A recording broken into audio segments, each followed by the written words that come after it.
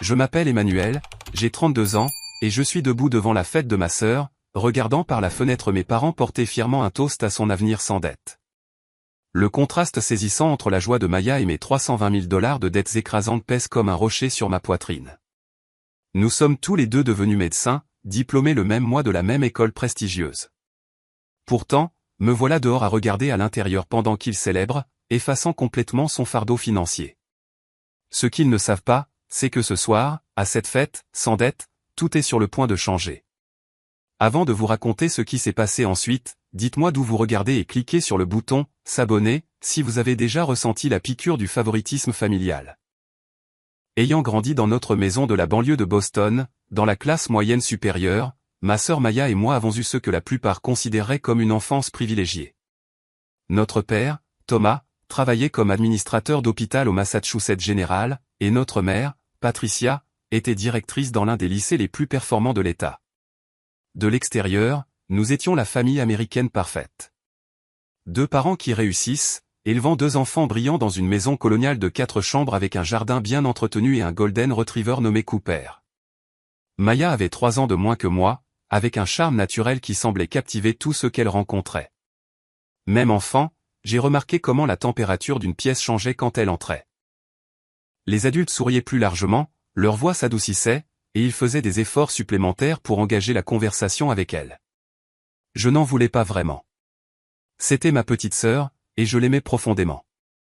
Mais je mentirais si je disais que je n'ai pas remarqué les différences subtiles dans la façon dont nous étions traités. Quand je ramenais des bulletins avec que des A, mes parents hochaient la tête avec approbation et disaient « Bon travail, Emmanuel. C'est ce que nous attendons. » Mais quand Maya ramenait ne serait-ce qu'un seul A au milieu d'une mer de B, il y avait des dîners de célébration et des éloges excessifs. Maya a travaillé si dur pour ça, expliquait-il quand je remettais en question la disparité. Ta sœur doit faire plus d'efforts que toi. Ce schéma a continué tout au long de notre enfance et de notre adolescence. Mes réussites étaient attendues. Les siennes étaient célébrées. Mes échecs étaient des déceptions. Les siens étaient des expériences d'apprentissage. J'ai développé un mécanisme d'adaptation très tôt. Je travaillais simplement 2 fois plus dur, visant à atteindre un niveau si élevé que la reconnaissance serait inévitable. Cette stratégie m'a bien servi sur le plan académique, mais le tribut émotionnel de la recherche constante d'une validation que je recevais rarement a laissé des cicatrices invisibles. Mon rêve de devenir médecin n'est pas né de la pression familiale, bien que mes parents l'aient certainement approuvé. Il est né du fait d'avoir vu mon oncle, le frère cadet de mon père, sauver la vie d'un enfant lors d'un pique-nique familial quand j'avais 10 ans. Oncle James, un médecin urgentiste, a pratiqué la RCR sur le fils d'un voisin qui était tombé dans le lac. La façon dont il est passé d'un membre de la famille joviale à un professionnel concentré en un instant, la compétence de ses mains alors qu'elle redonnait vie à ce petit corps, cela a laissé une impression indélébile. C'est ce que je veux faire, ai-je dit à mes parents ce soir-là. Ils ont souri et hoché la tête, mais je ne pense pas qu'ils l'aient pris au sérieux au début. Tout au long du lycée, j'ai maintenu des notes parfaites tout en participant à des concours de sciences, en faisant du bénévolat à notre hôpital local et en suivant des médecins dès que possible. Quand les lettres d'acceptation des programmes de premier cycle sont arrivées, j'ai choisi Johns Hopkins pour son solide programme prémédical. Mes parents étaient fiers, certainement, mais leur réaction semblait mesurée, appropriée à mes années de travail acharné. Maya, pendant ce temps, avait décidé de poursuivre des études de psychologie à l'université de Boston. Elle voulait rester près de la maison, et mes parents ont pleinement soutenu cette décision. Ils l'ont aidée à meubler son appartement, lui rendaient visite chaque semaine, et semblaient soulagés qu'elle ait choisi une voie plus gérable que la mienne. 4 ans plus tard, quand mon acceptation à la faculté de médecine Feinberg de l'université Northwestern est arrivée, j'ai ressenti une vague d'accomplissement. L'aboutissement d'années de travail acharné avait payé. Mes parents ont organisé un petit dîner pour célébrer, invitant les grands-parents et quelques amis proches. C'est pendant ce dîner que Maya a fait son annonce. J'ai réfléchi, a-t-elle dit, captivant l'attention de la salle de cette manière sans effort dont elle avait le secret. Je veux aussi postuler en médecine. La table est tombée dans le silence un instant avant d'exploser d'excitation. Mes parents se sont regardés avec une fierté et une joie si nue que ma propre acceptation semblait être une vieille nouvelle. 2 enfants médecins, s'est exclamée ma mère, les larmes aux yeux. Mon père s'est levé pour porter un toast à ce nouveau développement, la voix épaisse d'émotion. À Maya, pour avoir décidé de suivre les traces de son frère en médecine. J'ai souri et levé mon verre, sincèrement heureux que ma sœur veuille poursuivre des études de médecine. Pourtant, je n'ai pas pu m'empêcher de remarquer à quel point ma réussite avait été rapidement éclipsée par sa simple intention de postuler. 1 an plus tard, Maya a également été acceptée à Northwestern, bien que ses scores au MCAT et sa moyenne générale aient été nettement inférieurs aux miens. Il voulait probablement des frères et sœurs, a raisonné mon père quand j'ai exprimé ma surprise. De plus, elle les a vraiment impressionnés lors de ses entretiens. Avant que Maya ne commence la faculté de médecine avec moi, alors que je terminais déjà ma première année, nos parents nous ont tous les deux appelés à la maison pour une réunion de famille sur les finances. Assis à la table de la cuisine où nous avions partagé des milliers de repas, mon père a sorti un dossier contenant des feuilles de calcul et des documents. « Votre mère et moi voulons être transparents sur la situation financière », a-t-il commencé. « Nous avons épargné pour vos études depuis votre naissance, mais la faculté de médecine est chère, plus que nous ne l'avions prévu. » Ma mère a hoché la tête. « Nous avons environ 140 000 $ d'épargne pour chacun de vous. Nous savons que cela ne couvrira pas tout, mais nous voulons contribuer de manière égale à vos 2 formations. » J'ai ressenti une vague de soulagement. Bien que 140 000 $ ne couvrirait pas le coût estimé de 350 000 $ de la faculté de médecine, cela réduirait considérablement le fardeau de mes prêts. J'avais méticuleusement planifié mes finances, calculant les futurs ratios dette-revenu et recherchant des programmes de remise de prêts. Cette contribution ferait une différence substantielle. Nous sommes si fiers de vous deux, a poursuivi mon père. Et nous voulons vous soutenir de toutes les manières possibles tout au long de ce parcours. Cette nuit-là, j'ai révisé mes plans financiers. Avec la contribution promise de mes parents, une budgétisation minutieuse et le poste d'assistant de recherche que j'avais obtenu, j'ai calculé que je serais diplômé avec une dette d'environ 180 000 $, gérable avec un salaire de médecin. Maya et moi avons tous les deux quitté cette réunion avec des attentes claires. Nous recevrions un soutien financier égal de nos parents, et nous aurions tous les deux besoin de prêts substantiels pour terminer nos études. Comme je me trompais. La faculté de médecine était tout ce que j'avais espéré et craint. La charge de travail était punitive, les heures brutales, mais j'ai prospéré sous la pression. Mon aptitude naturelle pour la mémorisation et la reconnaissance des schémas m'a bien servi et je me suis rapidement imposé comme l'un des meilleurs étudiants de ma classe. Tandis que d'autres luttaient avec la transition de l'apprentissage de premier cycle à l'avalanche d'informations médicales, j'ai adapté mes techniques d'études et maintenu ma concentration. Je vivais dans un minuscule studio à 15 minutes du campus, surveillant attentivement chaque dépense. Ma routine était implacable, cours et stages cliniques pendant la journée, travail de recherche en laboratoire le soir pour un revenu supplémentaire, et études jusqu'à tard dans la nuit. Les week-ends n'étaient pas des pauses, mais des occasions de rattraper mon sommeil et de me préparer pour la semaine à venir. J'évitais les sorties sociales coûteuses que beaucoup de mes camarades de classe utilisaient pour préserver leur santé mentale. Au lieu de cela, je trouvais des moyens gratuits de me détendre, courir le long du lac Michigan, assister à des conférences gratuites ou visiter des musées les jours de gratuité. Mes parents appelaient chaque semaine, impatients d'entendre parler de mes expériences. « Manges-tu assez ?» demandait ma mère. « Te fais-tu des amis ?» Ils semblaient préoccupés par mon emploi du temps intense, mais faisaient confiance à mon jugement. Ils ont rarement abordé les finances après notre discussion initiale, et j'ai supposé que les fonds promis étaient déposés directement pour mes frais de scolarité, comme nous en avions discuté. Quand Maya a commencé à Northwestern l'année suivante, l'attention de nos parents s'est déplacée de manière spectaculaire. Ils venaient à Chicago tous les mois, séjournant toujours dans un bel hôtel près du campus, emmenant Maya dîner dans des restaurants chics. « Tu es le bienvenu pour te joindre à nous », disait-il, mais leur visite coïncidait rarement avec mon temps libre limité. Quand je me joignais à la conversation, elle était centrée sur les expériences de Maya, ses défis, ses nouveaux amis. Mes réussites, comme être sélectionné pour un projet de recherche prestigieux, recevaient une reconnaissance superficielle avant que l'attention ne revienne à Maya. Environ 6 mois après sa première année, mon téléphone a sonné à 2 heures du matin. C'était Maya, en larmes. « J'ai raté mon examen d'anatomie », sanglotait-elle. « Je ne pense pas être faite pour ça, Emmanuel. Tout le monde semble comprendre, et je n'arrive tout simplement pas à suivre. » J'ai passé 1 heure à la calmer, lui promettant de l'aider à étudier. Le lendemain, malgré mon propre emploi du temps écrasant, je lui ai créé un plan d'études et j'ai commencé à la rencontrer chaque semaine pour revoir la matière. Maya était intelligente mais luttait avec le volume d'informations et la pression de l'éducation médicale. Là où j'avais développé des stratégies d'études efficaces grâce à des années d'autodiscipline, elle s'était appuyée sur ses capacités naturelles et son charme pour traverser ses études de premier cycle. Un mois après l'appel nocturne de Maya, nos parents sont arrivés à Chicago à l'improviste. Nous sommes là pour soutenir Maya dans cette période difficile, a expliqué ma mère quand j'ai exprimé ma surprise face à leur apparition soudaine. Ils sont restés une semaine, accompagnant Maya en cours, engageant un tuteur privé pour l'anatomie, et parlant même avec ses professeurs pour un soutien supplémentaire.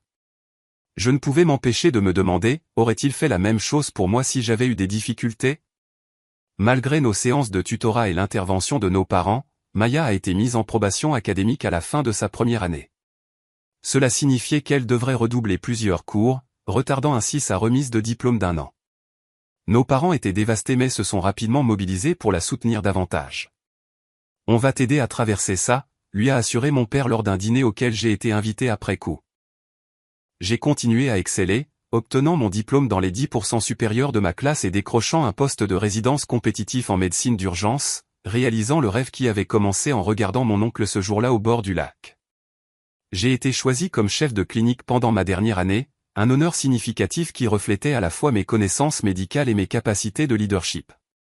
Mes recherches sur les protocoles de lésions cérébrales traumatiques ont été publiées dans une revue respectée et je me suis forgé une réputation de médecin exceptionnel et de prestataire de soins compatissant.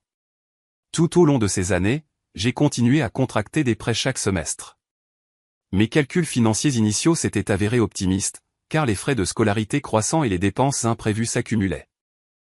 Au moment où je me préparais à obtenir mon diplôme, ma dette étudiante avait atteint 320 000 $, bien plus que ce que j'avais prévu et une source d'anxiété constante malgré mon succès professionnel. En raison de son retard académique, Maya devait maintenant obtenir son diplôme le même mois que moi, bien qu'elle ait commencé 1 an plus tard. Elle avait trouvé sa voie en médecine familiale, une spécialité qui convenait à sa nature sociable et à sa capacité à créer des liens avec les patients. Bien qu'elle ne soit pas en tête de sa classe sur le plan académique, elle était devenue une médecin compétente que les patients adoraient. J'étais sincèrement fier de sa persévérance et de sa croissance. Nos parents ont organisé un dîner de remise de diplôme commun au Gibson's Steakhouse, l'un des meilleurs restaurants de Chicago. La table était décorée de ballons de félicitations et de centres de table personnalisés arborant l'insigne de notre faculté de médecine. Alors que le champagne coulait, mon père s'est levé pour porter un toast. À nos 2 merveilleux enfants qui ont tous 2 réalisé leur rêve de devenir médecins. Votre mère et moi ne pourrions pas être plus fiers. Après le dîner, ma mère a présenté à Maya une petite boîte en velours. À l'intérieur se trouvait le collier de perles de ma grand-mère, un héritage familial d'une valeur monétaire et sentimentale importante. Pour notre fille, le médecin, a dit ma mère, les larmes aux yeux en le lui attachant autour du cou. Mon père m'a ensuite tendu une enveloppe dans un petit paquet emballé. À l'intérieur de l'enveloppe se trouvait une carte de félicitations signée par les 2 parents. Le paquet contenait une montre, assez belle certes, mais achetée neuve dans un grand magasin et dépourvue de la signification émotionnelle de l'héritage familial donné à ma sœur. Merci, ai-je dit, gardant mon sang-froid malgré la disparité évidente des cadeaux. Je me suis dit, il doit y avoir une explication. Peut-être qu'il prévoyait autre chose, quelque chose de plus substantiel pour reconnaître mes années de travail acharné et de succès académiques. Peut-être qu'il gardait une autre surprise pour plus tard. J'avais partiellement raison sur le fait qu'une surprise était en préparation, mais ce n'était pas du tout ce que j'avais imaginé. 1 mois après la remise des diplômes, nos parents ont invité Maya et moi à dîner chez eux pour célébrer. Nous avions tous les 2 réussi à obtenir des postes de résidence à Chicago. Moi en médecine d'urgence au Northwestern Memorial, Maya en médecine familiale au Rush University Medical Center. Nous devions commencer nos résidences le mois suivant, et ce dîner ressemblait à une dernière célébration familiale avant de nous plonger dans les exigences de la vie de résident. La table était magnifiquement dressée avec la plus belle porcelaine et les verres en cristal de ma mère, qui n'apparaissaient que pour les grandes occasions. Nous avons profité d'un repas tranquille, rempli de souvenirs et de discussions sur nos projets d'avenir. Alors que ma mère débarrassait les assiettes et apportait le dessert, mon père s'est raclé la gorge. Votre mère et moi avons quelque chose d'important à discuter avec vous 2 au sujet de votre avenir, a-t-il commencé, son expression sérieuse m'est teintée de quelque chose que je ne pouvais pas tout à fait identifier. Peut-être de l'anticipation ou de l'excitation.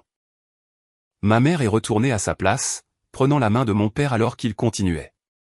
Nous planifions cela depuis un certain temps maintenant, et nous sommes ravis de partager enfin notre décision. Il s'est tourné vers Maya, son visage s'adoucissant. Maya, ma chérie, nous avons décidé de rembourser tes prêts étudiants. Tous. Tu commences ta résidence complètement sans dette. Maya a halté, sa main volant à sa bouche. Vous êtes sérieux? Tout? C'est presque 300 000 $. Ma mère pleurait déjà. Nous sommes absolument sérieux. Nous avons économisé et fait des arrangements. Nous voulons que tu commences ta carrière sans ce fardeau. Je suis resté figé, attendant qu'ils continuent, qu'ils expliquent qu'ils avaient pris des dispositions similaires pour moi ou qu'ils avaient un plan pour m'aider avec mes prêts également. Le silence s'est étiré alors qu'ils embrassaient Maya, qui pleurait maintenant de gratitude et de choc. Finalement, j'ai trouvé ma voie. Et pour mes prêts? La question est restée en suspens dans l'air comme une interruption inopportune. Mes parents ont échangé un regard avant que mon père ne se tourne vers moi. Son expression était passée de la joie à quelque chose de plus proche du malaise. Emmanuel, nous avons toujours su que tu te débrouillerais bien tout seul. Tu n'as jamais eu besoin du genre de soutien que Maya a eu. Vous dites que vous remboursez toute sa dette et rien de la mienne, ai-je précisé, luttant toujours pour comprendre ce qui se passait. Ma chérie, a interjeté ma mère, sa voix prenant le ton apaisant qu'elle utilisait pour expliquer des concepts difficiles à des étudiants. Maya a eu tellement de mal pendant ses études de médecine. Elle mérite ce coup de pouce pour commencer sa carrière. Et moi non. Les mots sont sortis plus sèchement que je ne le voulais. Mais l'injustice de la situation commençait à s'installer. Ce n'est pas ce que nous disons, a rétorqué mon père. Tu as toujours été autonome. Tu n'as jamais eu besoin de nous comme Maya. Le reste de la soirée s'est déroulé dans un flou. J'ai gardé mon sang-froid pendant le dessert, offrant des félicitations mécaniques à Maya, qui a au moins eu la grâce d'avoir l'air mal à l'aise avec la situation. Dès que cela a été socialement acceptable, je me suis excusé, prétextant un réveil matinal le lendemain. Mes parents m'ont raccompagné à la porte et j'ai décidé de faire une dernière tentative de compréhension. Pouvons-nous en parler, ai-je demandé doucement, en m'assurant que Maya ne pouvait pas entendre depuis la salle à manger. Je ne comprends pas comment vous avez pu prendre une décision aussi inégale. Le visage de mon père s'est durci. Nous n'avons pas de ressources illimitées, Emmanuel. Des choix devaient être faits, et c'est ce que nous avons décidé. Maya en a plus besoin que toi, a ajouté ma mère, son ton suggérant que l'affaire était close. Tu géreras très bien tes prêts avec ton parcours professionnel. Je suis rentré chez moi en état de choc, mon esprit s'emballant pour donner un sens à ce qui venait de se passer. Le lendemain matin, j'ai appelé ma sœur, ayant besoin de comprendre si elle était au courant de ce plan. Je jure que je ne savais pas qu'ils allaient faire ça, a insisté Maya. Ils m'ont dit qu'ils m'aidaient avec une partie de mes frais de scolarité, mais je n'avais aucune idée qu'ils prévoyaient de tout rembourser. Au cours de cette conversation, une autre révélation dévastatrice a émergé. Mes parents avaient secrètement contribué aux frais de scolarité de Maya tout au long de ses études de médecine, réduisant considérablement le montant qu'elle devait emprunter chaque semestre. Tandis que je contractais des prêts maximum en croyant que le soutien de nos parents viendrait sous la forme de la somme forfaitaire qu'ils avaient promise, ils avaient discrètement dirigé des fonds pour minimiser la dette de Maya depuis le début. La dernière pièce du puzzle s'est mise en place une semaine plus tard lorsque je suis allé chez mes parents pour récupérer des livres que j'y avais entreposés. Une lettre de leur avocat immobilier était ouverte sur le comptoir de la cuisine, confirmant la vente de la propriété de vacances de notre famille à Cap Cod, un petit chalet que mon grand-père avait construit et que j'avais passé d'innombrables week-ends à aider mon père à entretenir et à rénover. Il l'avait vendu pour rembourser les prêts de Maya sans même m'en parler. Les semaines suivantes ont été parmi les plus difficiles de ma vie. Le sommeil est devenu insaisissable alors que je calculais et recalculais les implications de ma dette. 320 000 $ de prêts étudiants signifiaient 15 à 20 ans de mensualités importantes, même avec un salaire de médecin. Cela signifiait retarder l'achat d'une maison, fonder une famille, épargner pour la retraite. Pendant ce temps, Maya commencerait sa vie d'adulte sans fardeau, libre de faire des choix basés sur ses préférences plutôt que sur la nécessité financière. Au-delà des implications pratiques se trouvait la blessure émotionnelle plus profonde, mes parents croyaient que Maya méritait cet avantage et pas moi. Malgré mon excellence académique, mon dévouement, mes réussites, ils m'avaient jugé moins digne de leur soutien. M'avaient-ils toujours vu de cette façon?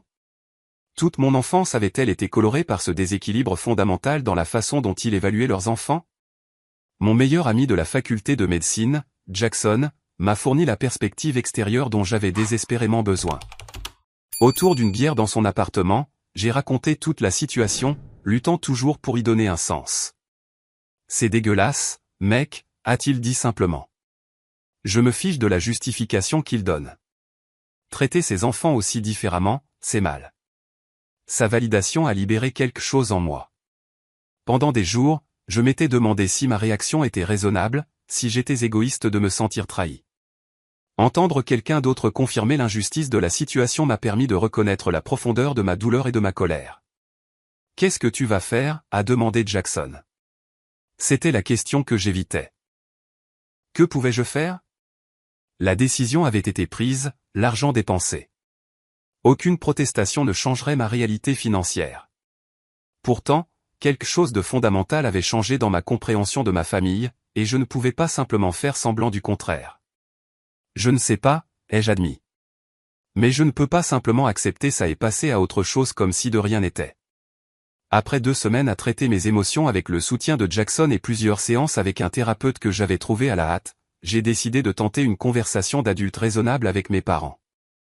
J'ai passé des heures à me préparer à cette discussion, créant des feuilles de calcul qui illustraient la disparité du soutien financier, m'entraînant à ce que je dirais pour rester calme et factuel, et même en jouant des scénarios de réponse potentiels avec Jackson. J'ai invité mes parents à se rencontrer dans un lieu neutre, un café tranquille à mi-chemin entre nos maisons. Ils ont accepté, bien que le ton de ma mère suggère qu'elle considérait cela comme un geste dramatique inutile. Je voulais parler de la situation des prêts étudiants, ai-je commencé une fois que nous étions assis avec nos cafés. J'ai eu le temps d'y réfléchir et j'ai toujours du mal à comprendre la décision que vous avez prise. J'ai fait glisser le dossier contenant mes documents préparés sur la table. Ces feuilles de calcul montrent la différence de soutien financier entre Maya et moi. Comme vous pouvez le voir, la disparité est substantielle. Mon père a à peine jeté un coup d'œil au papier avant de les repousser vers moi. Emmanuel, nous comprenons que tu es déçu, mais nous avons pris la décision que nous pensions être la bonne pour notre famille. Comment créer une telle inégalité entre vos enfants peut-il être bon pour notre famille? Ai-je demandé, luttant pour garder ma voix égale. La vie n'est pas toujours juste, a dit ma mère, utilisant la même phrase qu'elle avait employée tout au long de notre enfance lorsque Maya recevait un traitement préférentiel. Nous avions des ressources limitées et nous devions faire un choix. Mais pourquoi ce choix? J'ai travaillé aussi dur que Maya. Plus dur, en fait, si nous sommes honnêtes sur les performances académiques et les contributions financières que j'ai faites pendant mes études.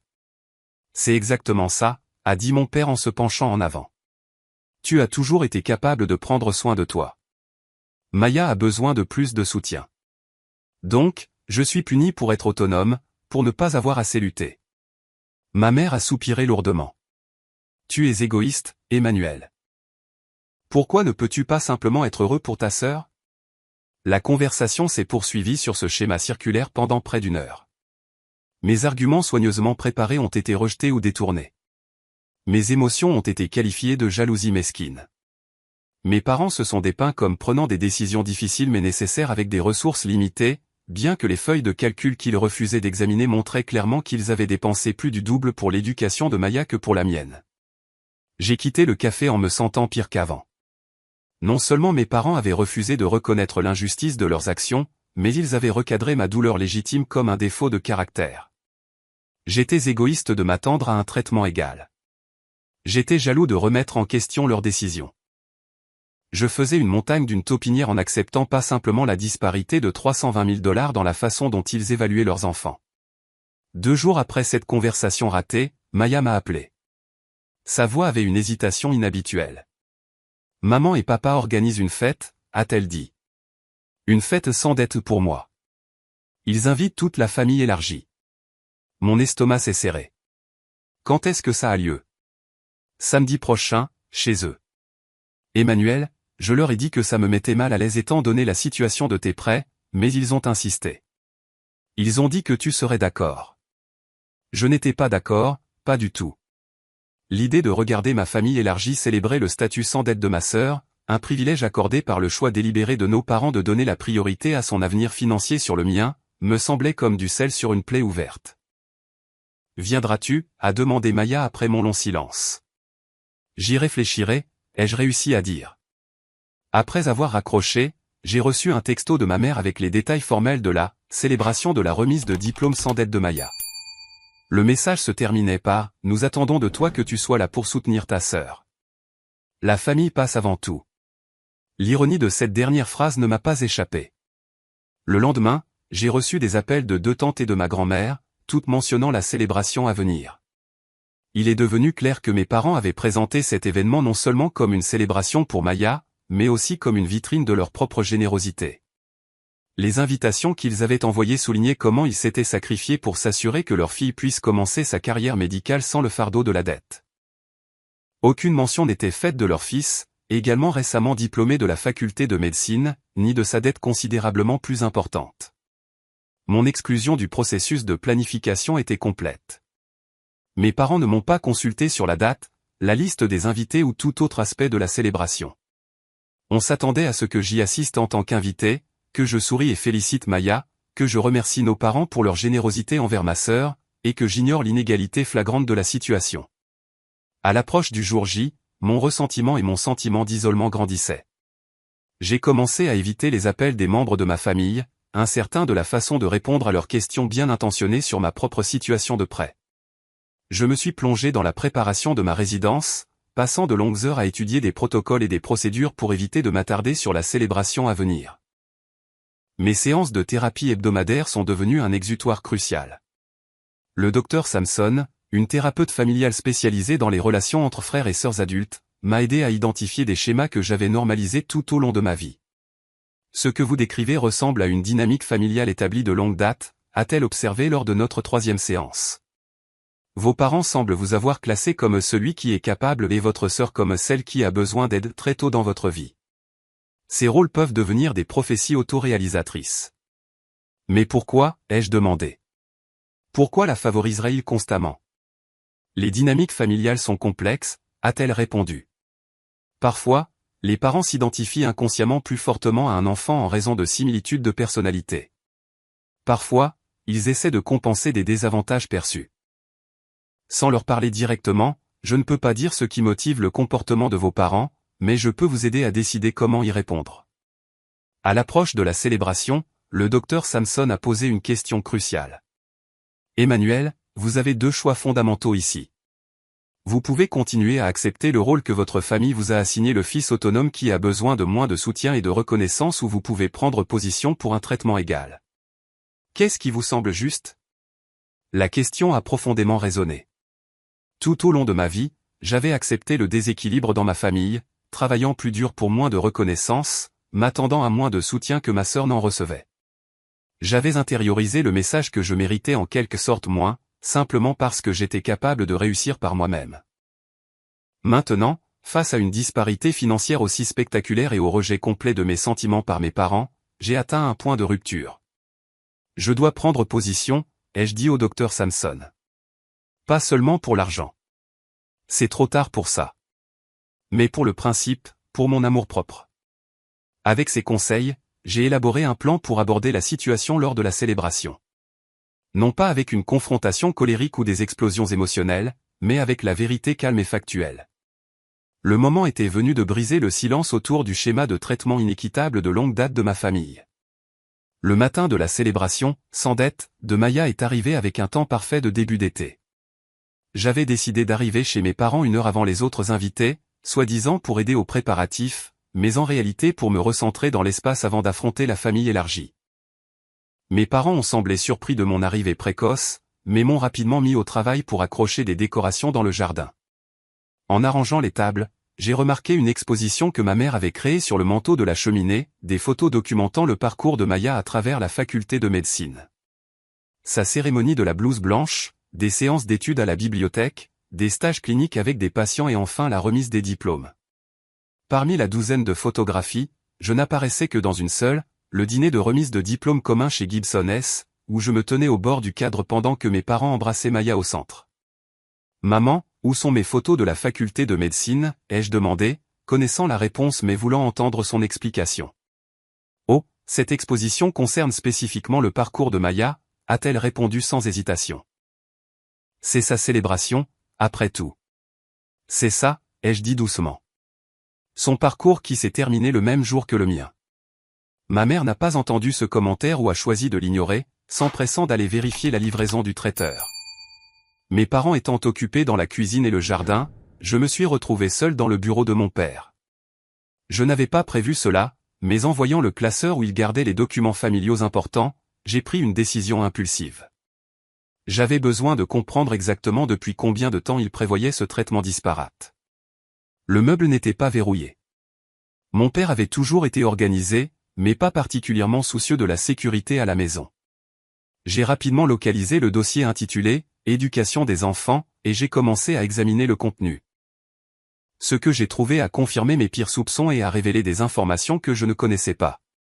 De multiples relevés de compte montraient des transferts réguliers vers le compte de frais de scolarité de Maya tout au long de ses années de médecine, bien plus que les montants égaux qu'il nous avait promis à tous les deux. Un dossier séparé contenait des documents de réunion avec des conseillers financiers datant d'avant même que je ne commence la faculté de médecine, décrivant une stratégie visant à fournir un soutien nettement plus important à Maya qu'à moi. Le plus choquant était une note manuscrite de mon père à ma mère datant de ma 2e année. S'en sortira bien avec ses prêts. Son salaire sera plus élevé de toute façon. M a besoin d'un coup de pouce. Il n'avait jamais eu l'intention de nous soutenir de manière égale. La promesse faite à notre table de cuisine des années auparavant avait été une fausse déclaration délibérée. J'ai rapidement fait des copies des documents les plus pertinents à l'aide du scanner du bureau, je les ai envoyés à mon email avant de tout remettre soigneusement à sa place. Je ne savais pas encore comment j'utiliserais ces informations, mais je savais que j'avais besoin de preuves de ce que j'avais découvert. À 18 h, la maison était remplie de la famille élargie et de quelques amis proches. Mes grands-parents, tantes, oncles et cousins circulaient dans les pièces magnifiquement décorées, tous félicitant Maya pour sa réussite et son statut sans dette. L'atmosphère était festive avec des amuse-gueules de traiteurs, du champagne à flots et un gâteau personnalisé décoré de symboles médicaux et des mots « MD sans dette » en glaçage bleu. J'ai maintenu une façade polie, acceptant les accolades de parents que je n'avais pas vus depuis des mois ou des années, détournant les questions sur ma propre situation financière avec des réponses vagues sur le fait de « travailler sur un plan ». Mon oncle James, le médecin urgentiste qui avait inspiré mon choix de carrière, sembla remarquer mon malaise, me prenant à part près de l'escalier. « Ça va, Emmanuel ? Tu as l'air un peu bizarre. »« Juste fatigué, » ai-je répondu, « je me prépare pour la résidence. » Il a étudié mon visage, peu convaincu. « J'ai entendu dire que tes parents avaient remboursé les prêts de Maya. Un cadeau plutôt généreux. » « Très généreux, » ai-je acquiescé, incapable de dissimuler le mordant de ma voix.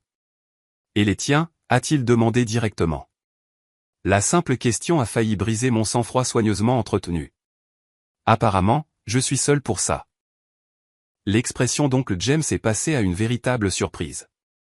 Complètement. Ça ne semble pas, il s'est interrompu. Je suis désolé d'apprendre ça, Emmanuel. Ça doit être difficile. Sa reconnaissance, la première d'un membre de la famille, a desserré quelque chose de serré dans... Ça doit être difficile. Sa reconnaissance, la première d'un membre de la famille, a desserré quelque chose de serré dans ma poitrine. Ça l'est. Mais apparemment, j'ai toujours été le capable qui n'a pas besoin d'aide. Avant qu'il ne puisse répondre, mon père a attiré l'attention de tout le monde au centre du salon où lui et ma mère se tenaient avec Maya entre eux. L'heure des toasts était arrivée. Mon père a levé son verre de champagne. Patricia et moi voulons remercier tout le monde d'être venus célébrer cette occasion spéciale. Comme beaucoup d'entre vous le savent, nous avons toujours cru au soutien de l'éducation de nos enfants au mieux de nos capacités. Il a regardé la pièce avec fierté. Aujourd'hui, nous sommes ravis de célébrer la réussite de Maya qui a terminé ses études de médecine complètement sans dette grâce à notre soutien financier. Des murmures d'approbation parcoururent l'assemblée. Ma mère a continué, nous avons toujours essayé de soutenir nos deux enfants de manière égale tout au long de leur parcours, et nous ne pourrions être plus fiers de nos deux médecins. Le mensonge flagrant m'a frappé comme un coup physique. Il prétendait publiquement nous avoir soutenus de manière égale tout en célébrant l'énorme cadeau financier accordé exclusivement à Maya. Maya a ensuite pris la parole, remerciant nos parents en larmes pour leur sacrifice et leur incroyable générosité. Elle a mentionné à quel point elle était reconnaissante de commencer sa carrière sans le fardeau auquel tant de jeunes médecins sont confrontés. Tout au long de son discours, elle m'a jeté un regard mal à l'aise, mais a continué avec le récit que nos parents avaient établi. Alors que les applaudissements remplissaient la pièce après les toasts, j'ai ressenti un calme étrange s'installer.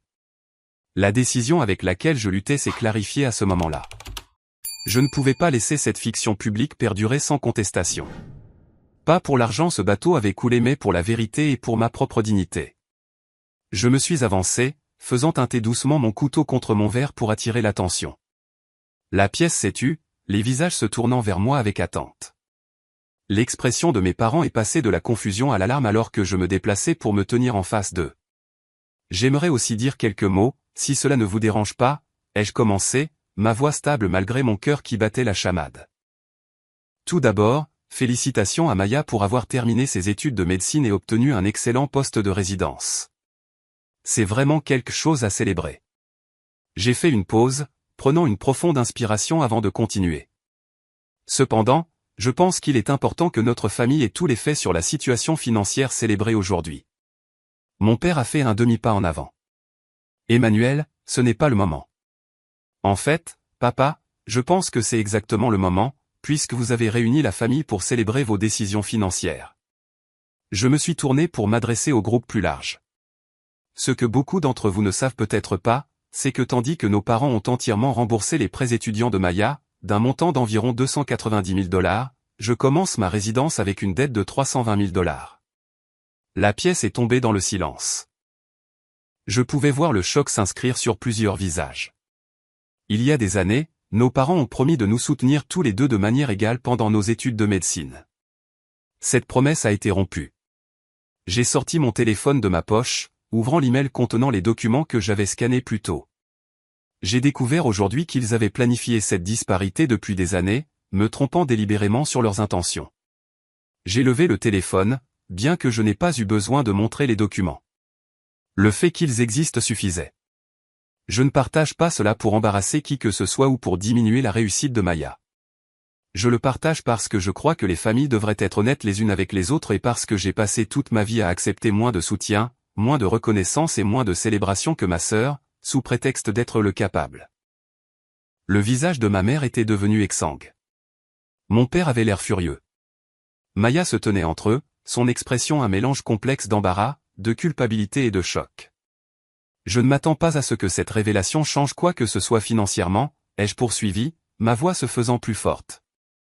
La décision a été prise, l'argent dépensé, mais je voulais que la vérité soit reconnue parce que prétendre que c'était une répartition égale du soutien est une fiction à laquelle je ne peux plus participer. J'ai levé mon verre dans un dernier geste. À la vérité dans les familles, aussi inconfortable soit-elle. Le silence qui a suivi a été assourdissant. Puis, du coin de la pièce, oncle James a levé son verre. À la vérité, a-t-il répété. Ma grand-mère a suivi. Puis, une tante, puis plusieurs cousins. Tout le monde n'a pas participé au toast. Beaucoup avaient l'air trop choqués ou mal à l'aise, mais assez l'ont fait pour que je sache que mon message avait été reçu. Mes parents n'ont pas levé leur verre. Ils sont restés figés, leur récit soigneusement construit d'un soutien généreux et égal publiquement démantelé. Maya, à son crédit, a croisé mon regard et a lentement levé son verre également. La célébration s'est effectivement terminée avec mon toast. Les invités ont commencé à trouver des excuses pour partir, l'atmosphère festive irrévocablement altérée. Je suis resté calme, répondant honnêtement aux questions mais sans m'étendre lorsque des parents m'approchaient en privé. Plusieurs ont exprimé leur choc face à la disparité et ont offert leur soutien. D'autres semblaient mal à l'aise mais n'ont pas commenté directement ce que j'avais révélé. Alors que les derniers invités partaient, je me suis préparé à partir également. Mes parents m'ont intercepté à la porte, tous deux visiblement en colère sous leur calme forcé. « Comment oses-tu nous embarrasser comme ça » a sifflé mon père. « C'était censé être une célébration pour ta sœur. »« Ça l'était toujours » ai-je répondu. J'ai simplement ajouté le contexte qui manquait. « Tu n'avais pas le droit d'étaler les affaires de famille devant tout le monde » a ajouté ma mère. « Vous en avez fait l'affaire de tout le monde quand vous les avez invités à célébrer votre favoritisme financier » ai-je rétorqué. J'ai seulement ajouté l'image complète à celle que vous présentiez. Maya est apparue derrière eux, les yeux rouges de larmes. Emmanuel, je ne savais vraiment rien de tout ça. Je le jure. Je l'ai cru. Maya avait bénéficié du traitement préférentiel de nos parents tout au long de notre vie, mais elle ne l'avait jamais orchestré. Je sais, Maya. Il ne s'agit pas de toi. Il s'agit d'un schéma qui a existé toute notre vie, et de ma décision de ne plus l'accepter en silence. Sur ce, j'ai quitté la maison de mon enfance, incertain de quand ou si j'y retournerais, mais certain qu'un changement fondamental s'était produit dans la dynamique de ma famille. Pour le meilleur ou pour le pire, les règles tacites qui avaient régi nos relations pendant des décennies avaient été explicitement remises en question, et il n'y avait pas de retour en arrière possible à la fiction confortable dans laquelle nous avions vécu auparavant. Les jours qui ont suivi la célébration, sans dette, de Maya ont été étrangement calmes. Mon téléphone, habituellement illuminé de messages de groupes familiaux et d'appels occasionnels de mes parents, est resté silencieux. Je me suis plongé dans la préparation de ma résidence, qui devait commencer dans seulement 3 semaines. La confrontation m'avait laissé émotionnellement vidé mais aussi étrangement libéré. Pour la première fois de ma vie, j'avais directement défié la dynamique familiale qui avait tant façonné mon existence. Le 3e jour après la célébration, mon téléphone a sonné avec un appel d'un numéro que je ne reconnaissais pas. C'était le frère aîné de mon père, oncle Robert, que je n'avais pas vu à la fête et avec qui j'interagissais rarement en raison d'une distance de longue date entre lui et mon père. « Emmanuel, c'est ton oncle Robert. James m'a donné ton numéro. J'espère que ça ne te dérange pas, bien sûr, ai-je répondu, surpris. Est-ce que tout va bien? Ça dépend de ta définition de bien, a-t-il dit avec un petit rire sec. J'ai entendu ce qui s'est passé à la fête de Maya. Les nouvelles voyagent vite dans cette famille, même pour les moutons noirs comme moi. Je me suis tendu, incertain de m'attendre à des critiques ou à du soutien. Et je voulais te dire que ce que tu as fait a demandé du courage. Ça m'a aussi semblé très familier. Pendant l'heure qui a suivi, oncle Robert a partagé une histoire que je n'avais jamais connue. Il a décrit son enfance avec mon père, comment leurs parents avaient favorisé de manière spectaculaire mon père par rapport à lui dès son plus jeune âge. Comment mon grand-père avait payé l'intégralité des études universitaires de mon père tout en disant à oncle Robert de contracter des prêts. Comment les ressources familiales avaient constamment afflué vers mon père tandis qu'on attendait d'oncle Robert qu'il se débrouille seul. Le schéma se répète, a-t-il dit tristement. Ton père te traite de la même manière que son père me traitait. L'enfant chéri devient le parent de l'enfant chéri. Cette perspective a changé ma compréhension de la situation. Mon père n'avait pas simplement pris une décision isolée concernant le financement de mes études de médecine. Il recréait un schéma familial dont il avait bénéficié et qu'il n'avait probablement jamais remis en question. As-tu parlé de ça à mon père, ai-je demandé. De nombreuses fois, au fil des ans. Il ne le voit pas. Pour lui, le traitement préférentiel qu'il a reçu était justifié parce qu'il était plus studieux ou qu'il avait plus de potentiel. Il ne peut pas reconnaître le schéma parce que cela signifierait reconnaître l'injustice qu'il a favorisée. La conversation avec oncle Robert m'a fourni un contexte que je n'avais pas, bien que cela n'excuse pas les actions de mes parents. Cela m'a cependant aidé à comprendre que je ne confrontais pas seulement des choix individuels, mais des schémas intergénérationnels bien ancrés. Le contact significatif suivant est venu d'une source inattendue, ma grand-mère, la mère de mon père. Elle a appelé 5 jours après la célébration, sa voix portant sa chaleur habituelle malgré les circonstances. Emmanuel, c'est grand-mère. As-tu le temps de parler? Nous avons convenu de nous rencontrer dans son petit appartement le lendemain. Quand je suis arrivé, elle avait préparé le déjeuner et mis la table avec la belle porcelaine qu'elle réservait habituellement aux jours de fête. À 87 ans, elle se déplaçait plus lentement qu'auparavant, mais conservait la présence digne qui avait toujours commandé le respect dans notre famille. Je veux parler de ce qui s'est passé à la fête de Maya, a-t-elle dit une fois que nous étions assis avec notre nourriture. Tout d'abord, je veux que tu saches que je suis fier de toi d'avoir parlé. Ces mots m'ont pris au dépourvu. Vraiment? Je pensais que tu serais peut-être contrarié que j'ai perturbé la célébration. Elle a secoué fermement la tête. Emmanuel, j'ai observé comment Thomas et Patricia vous ont traité différemment, toi et Maya, depuis que vous êtes de jeunes enfants. J'ai dit des choses en privé au fil des ans, mais ils avaient toujours des justifications. Elle a tendu la main sur la table pour me tapoter la main. Ce qu'ils ont fait avec ces prêts étudiants n'était pas juste. Égal ne signifie pas toujours identique, mais cela dépassait de loin les différences raisonnables. Sa validation m'a presque fait pleurer. Le fait que ma grand-mère, une femme de peu de mots qui s'impliquait rarement dans les conflits familiaux, reconnaisse explicitement l'injustice que j'avais subie, m'a confirmé que je ne surréagissais pas ou n'interprétais pas mal la situation. Ton grand-père et moi avons quelques économies, a-t-elle poursuivi. Nous avons mis de l'argent de côté pendant des années pour vous deux, toi et Maya. Je veux t'aider avec tes prêts. J'ai été touché par son offre, mais j'ai refusé gentiment. Merci, grand-mère, mais je ne peux pas accepter ça. Il ne s'agit plus de l'argent à ce stade. Il s'agit du principe et du schéma. Je comprends, a-t-elle dit avec un signe de tête. L'offre reste valable si tu changes d'avis, mais je respecte ta décision. Avant de partir, elle a partagé ses propres observations sur les schémas familiaux, confirmant une grande partie de ce que l'oncle Robert m'avait dit sur le traitement préférentiel que mon père avait reçu enfant. L'histoire se répète quand on ne l'examine pas, a-t-elle dit. Une sagesse acquise au fil de décennies d'observation. Au cours des 2 semaines suivantes, j'ai reçu des appels ou des messages de 7 membres différents de la famille élargie, tantes, oncles, cousins, tous exprimant divers degrés de soutien ou du moins de reconnaissance de la situation. Certains ont partagé leurs propres expériences de favoritisme dans leur branche de la famille. D'autres ont simplement offert de m'écouter si j'avais besoin de parler. Le fil conducteur était la reconnaissance que ce qui s'était passé n'était pas juste, indépendamment des intentions ou des justifications de mes parents. Maya a appelé plusieurs fois, chaque conversation étant une navigation prudente dans notre nouvelle réalité. Elle était prise dans une position impossible, bénéficiaire du traitement préférentiel de nos parents tout en se souciant sincèrement de moi et en reconnaissant l'injustice de la situation. Ils sont toujours en colère, a-t-elle rapporté lors d'un appel. Papa dit que tu les as humiliés devant tout le monde. Penses-tu que c'est ce que j'ai fait, ai-je demandé.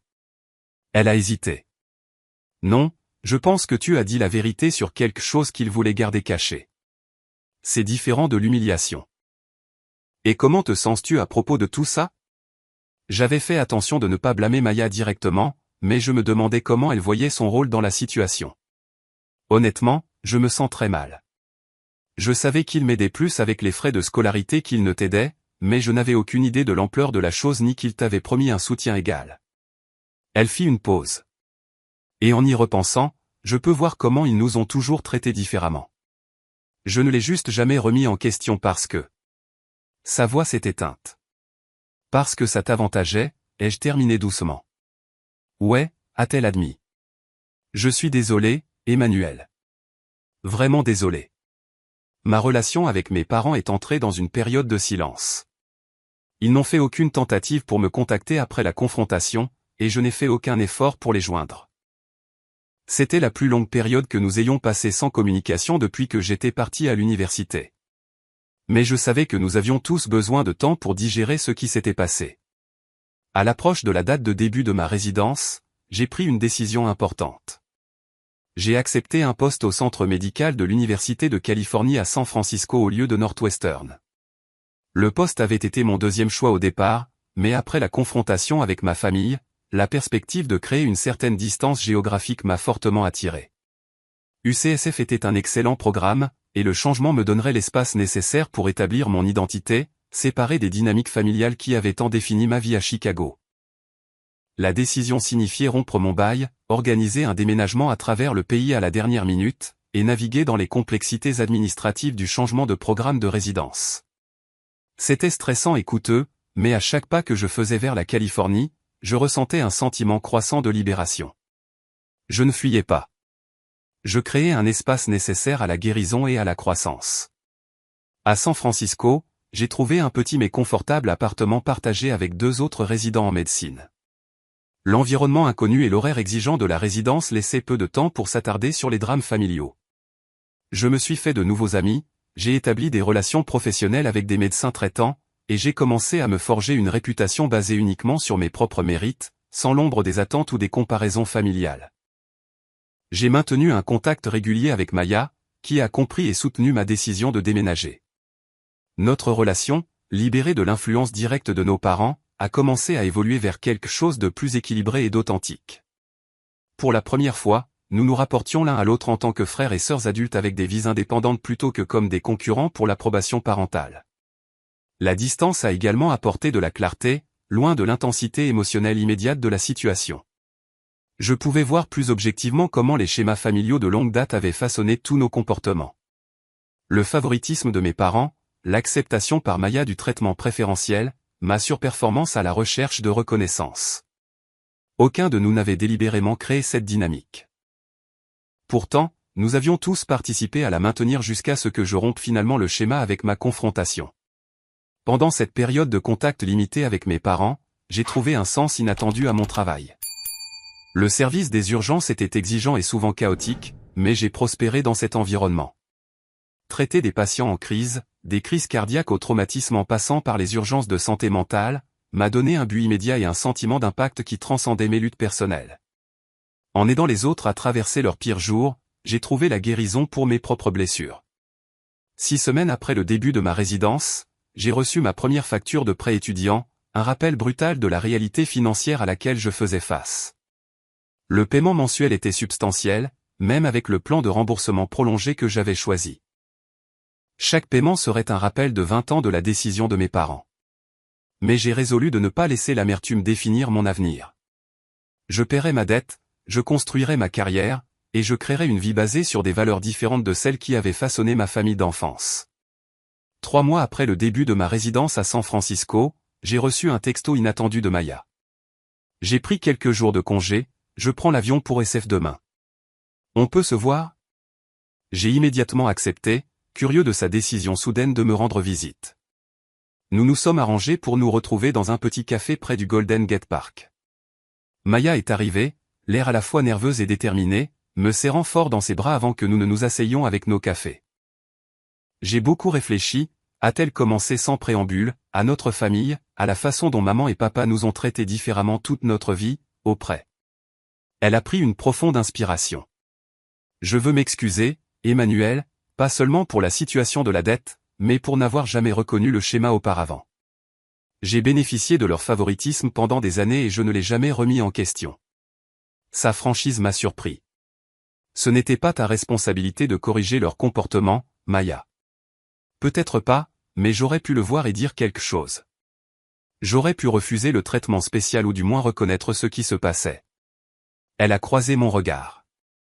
Depuis la fête, je confronte maman et papa sur la façon dont ils t'ont traité. Ils ne l'ont pas bien pris au début, mais je pense qu'ils commencent à écouter.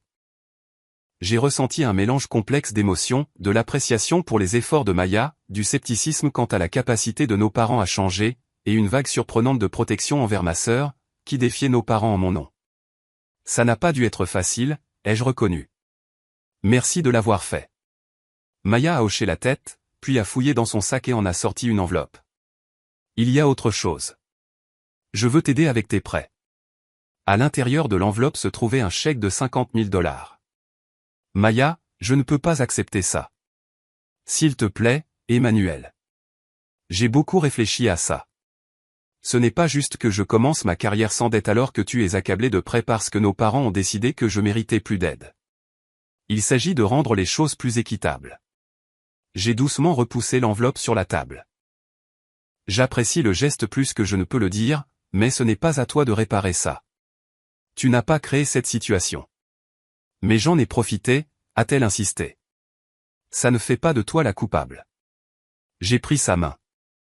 Ce qui compte plus pour moi que l'argent, c'est de reconstruire notre relation en tant qu'égaux, sans la dynamique que nos parents ont créée. C'est ce qui se passe en ce moment, et ça vaut plus que n'importe quel chèque. Maya a à contre-cœur remis le chèque dans son sac, mais notre conversation s'est poursuivie pendant des heures, plus ouverte et honnête que jamais. Pour la première fois, nous avons discuté de notre enfance de nos deux points de vue. Comment j'avais vécu le fait d'être tenu à des normes plus élevées tout en recevant moins de reconnaissance, et comment elle avait navigué en étant simultanément avantagée par le favoritisme de nos parents tout en ressentant la pression subtile d'attentes plus faibles. Je me suis toujours senti comme si je vivais dans ton ombre sur le plan académique, a-t-elle admis.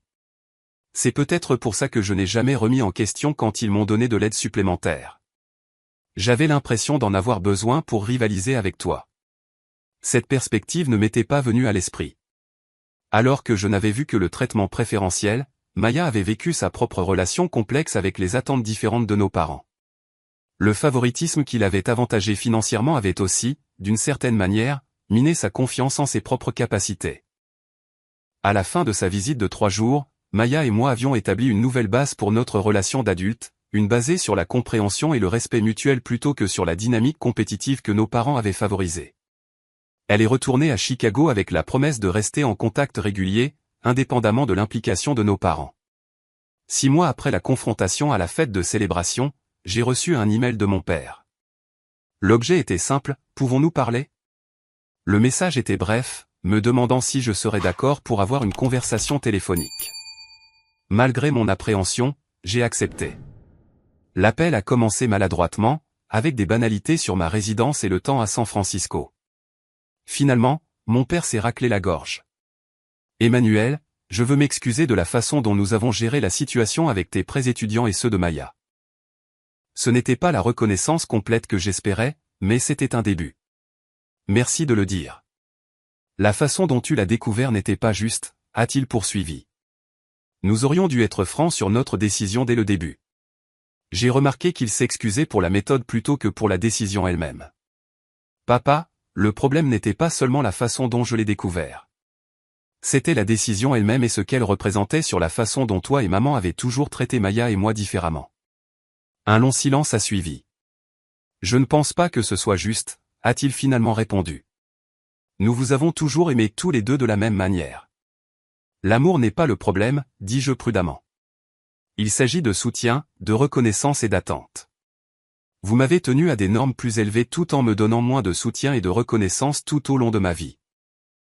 Un autre silence, plus long cette fois. Je dois y réfléchir, a-t-il finalement dit. Ce n'était pas notre intention. La conversation s'est terminée sans résolution, mais elle représentait un premier pas. Mon père avait au moins reconnu que quelque chose avait mal tourné, même s'il n'était pas encore prêt à reconnaître le schéma plus large. 2 mois plus tard, ma mère a appelé. Notre conversation a suivi un schéma similaire.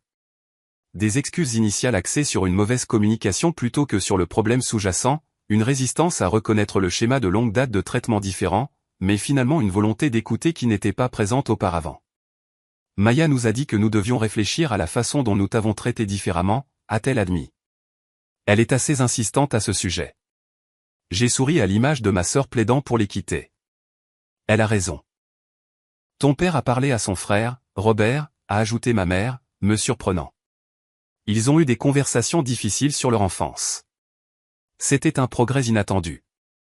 Le fait que mon père renouait avec son frère distant suggérait qu'il commençait au moins à examiner les schémas familiaux qui avaient façonné sa propre approche de la parentalité. La véritable percée est survenue 9 mois après la confrontation. Mes parents ont demandé un appel vidéo et lorsque leurs visages sont apparus sur mon écran, ils avaient tous les deux l'air inhabituellement sombre. Nous avons beaucoup réfléchi, a commencé mon père, et parlé avec Maya, avec Robert, avec ta grand-mère, même avec une thérapeute familiale. Il a pris une profonde inspiration. Emmanuel, nous te devons de vraies excuses. Pas seulement pour les prêts, mais pour un schéma qui remonte à ton enfance. Ma mère a hoché la tête. Nous ne le voyons pas clairement jusqu'à récemment, mais en y repensant, nous pouvons voir comment nous avons traité différemment toi et Maya. Nous attendions plus de toi tout en te donnant moins de soutien et de reconnaissance. Et je répétais ce qui s'est passé dans ma propre enfance, a ajouté mon père. Mon père me favorisait par rapport à Robert de la même manière. J'ai bénéficié de ce traitement et je ne l'ai jamais remis en question. J'ai ensuite, inconsciemment, recréé la même dynamique avec mes propres enfants. Je suis resté assis en silence, stupéfait, pas préparé à ce niveau de reconnaissance et de responsabilité. Nous ne pouvons pas annuler le passé, a poursuivi ma mère. Mais nous voulons faire mieux à l'avenir et nous voulons offrir une aide financière pour tes prêts. Ce ne sera pas le montant total que nous avons donné à Maya, mais c'est ce que nous pouvons gérer pour le moment. Ils ont offert 45 000 $, une fraction de ma dette totale, mais un geste significatif néanmoins. Après réflexion, j'ai accepté, non pas parce que le montant changerait de manière significative ma situation financière, mais parce que leur offre représentait une reconnaissance concrète de l'inégalité qu'ils avaient créée. J'ai suggéré qu'ils fassent don de l'argent à un fonds de bourse d'études pour les étudiants en médecine issus de milieux défavorisés au lieu de me le donner directement.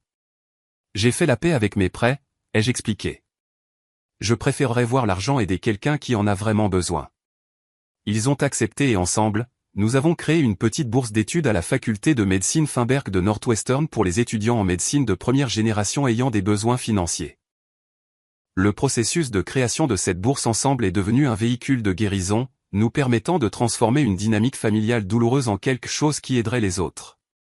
Au cours de l'année suivante, ma relation avec mes parents s'est lentement reconstruite sur une base plus authentique.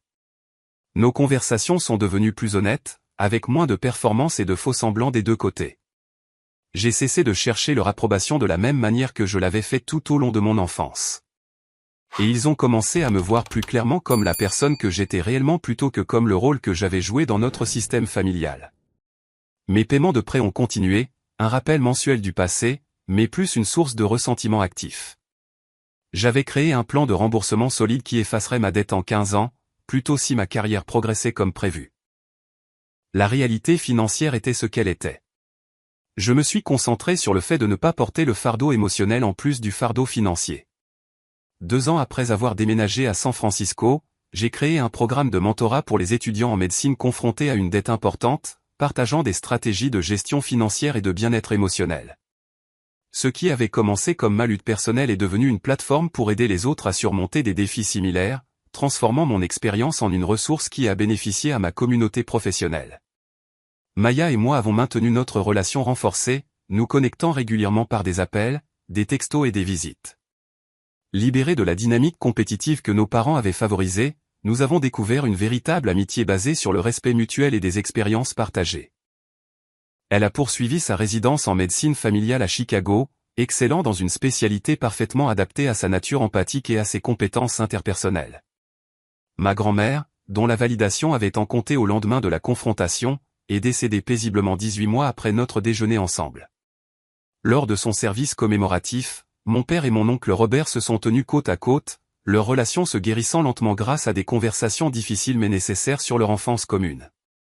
En repensant à toute l'expérience avec le recul de plusieurs années, je peux voir comment ce moment de confrontation à la célébration de Maya, aussi douloureux soit-il, est devenu un catalyseur de transformation dans tout notre système familial. En refusant de maintenir la fiction confortable de l'égalité de traitement, j'avais perturbé des schémas qui avaient persisté à travers les générations. La disparité financière dans la façon dont nos parents ont soutenu nos études sera toujours une partie de notre histoire familiale. Mes prêts mettront des années à être entièrement remboursés. Mais les blessures émotionnelles ont largement guéri, remplacées par des relations plus authentiques et une compréhension plus profonde de la façon dont les dynamiques familiales nous façonnent et de la façon dont nous pouvons choisir de briser les schémas nuisibles plutôt que de les perpétuer. S'il y a une leçon que j'ai apprise tout au long de ce parcours, c'est la suivante. Votre valeur n'est pas déterminée par la façon dont les autres vous traitent, même les plus proches de vous. Parfois, l'acte le plus profond de respect de soi est simplement de nommer sa vérité, même lorsque les autres ne sont pas prêts à l'entendre. Ce faisant, vous écrivez votre propre histoire plutôt que d'accepter le rôle qui vous est assigné par les autres. Avez-vous déjà dû vous affirmer au sein de votre famille? J'aimerais beaucoup entendre vos expériences dans les commentaires ci-dessous. Et si cette histoire a résonné en vous, s'il vous plaît, cliquez sur le bouton j'aime et abonnez-vous pour entendre d'autres histoires sur la manière de surmonter les défis familiaux. Votre soutien signifie tout pour cette chaîne et je suis reconnaissant à chacun d'entre vous qui prend le temps d'écouter ces histoires difficiles mais importantes.